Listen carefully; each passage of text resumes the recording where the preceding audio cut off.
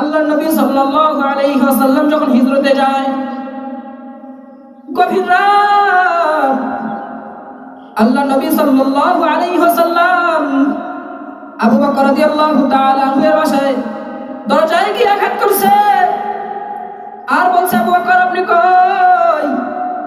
একটা ডাক দিতে দেরি, আবু বকর রাদিয়াল্লাহু তাআলা আনহু সঙ্গে সঙ্গে দরজা খুলে দিছে। সাথে সাথে দরজা খুলে দিয়ে বলে, ইয়া রাসূলুল্লাহ, আমি আবু বকর হাজির। আল্লাহর নবী ডাক দিয়ে বলে, আবু বকর, এত গভীর রাত, জীবজন্তু কেউ জেগে নাই, সবাই তো ঘুমন্ত অবস্থা আছে। আমি নবী তো আস্তে করে একটা ডাক দিছি, দুইটা ডাক আপনাকে দেই নাই, দুইটা ডাক আপনাকে দিলাম না, একটা ডাক দেওয়ার সাথে সাথে আপনি দরজা খুলে দিলেন, কোনো দেরি করলেন না, কারণ কি? ও আবু বকর, আপনি কি ঘুমান নাই?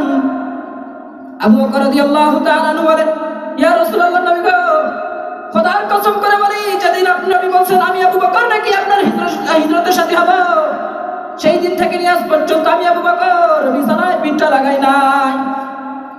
আবু বকর রাদিয়াল্লাহু তাআলা আনহু নবীকে কিভাবে অনুকরণ করছে।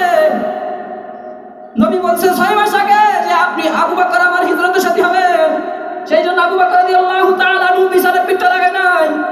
আবু বকর রাদিয়াল্লাহু তাআলা আনহু চিন্তা করে, আল্লাহর নবী যদি এসে আমার দরজায় ডাক দেয় হিজরতে যাওয়ার জন্য, আর আমি আবু বকর যদি বিছানা থেকে উঠে আল্লাহর নবীর সামনে গিয়ে দাঁড়াইতে লেট হয়, এতে আল্লাহর নবী সাল্লাল্লাহু আলাইহি ওয়াসাল্লাম কষ্ট পাবে, যেটা আমি আবু বকর সহ্য করতে পারবো না। এই জন্য প্রতিদিন আমি দরজার পাশে এসে দাঁড়িয়ে থাকি, আল্লাহর নবীর ডাক দিতে দেরি হবে, আমি আবু বকর সাথে সাথে দরজা খুলে দিতে দেরি করব না। সুবহানাল্লাহ। বেরিয়ে আসছে। এখন রাস্তা দিয়ে যাওয়ার ঢং কেমন ছিল? সংক্ষেপেই বলি, আল্লাহর নবী যে দিকে যায়, আবু বকর সামনে যায়, একবার পিছনে যায়, আবার পিছনে যায়, সামনে যায়, ডান দিকে যায়, বাম দিকে যায়।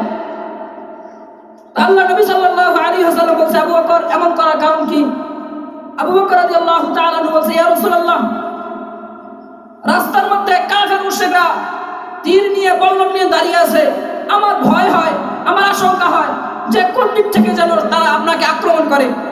এই জন্য আমি যখন ডান দিক থেকে যাই, ডান দিক দিয়ে যাই তো মনে হয় যে বাম দিক থেকে মনে হয় তীর নিক্ষেপ করতেছে, এই জন্য ডান দিক থেকে লাফ দিয়ে বাম দিকে যাই।